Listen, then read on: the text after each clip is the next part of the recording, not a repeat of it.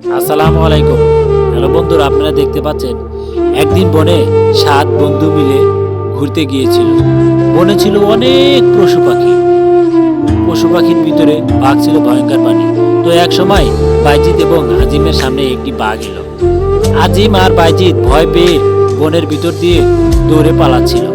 হঠাৎ করে বাইজিতের পা স্লিপ করে বনের ভিতরে বাইজিৎ পড়ে যায় এবং তার বন্ধু আজিম সেখান থেকে দ্রুত চলে যায় এবং আজিম তার বাকি বন্ধুদেরকে খবর দেয় যে বন্ধু বন্ধু বাইজিৎ বাঘের সামনে বিপদ পড়েছে, বাইজিৎকে আমাদেরকে উদ্ধার করতে হবে, চল আমরা বাইজিৎকে গিয়ে বাঁচাবো। তখন বন্ধুরা বলে চল চল তাড়াতাড়ি চল, বাইজিৎকে আমাদের বাঁচাতে হবে। বাইজিৎকে বাঁচানোর জন্য সবাই এক একজনের শক্তি নিয়ে চলে গেল।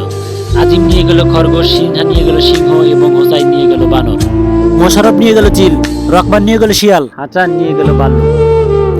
তারপর বাঘের সাথে যুদ্ধ করে বাঘকে পরাজিত করে। তারপর বাইজিৎকে তারা বাঘের হাত থেকে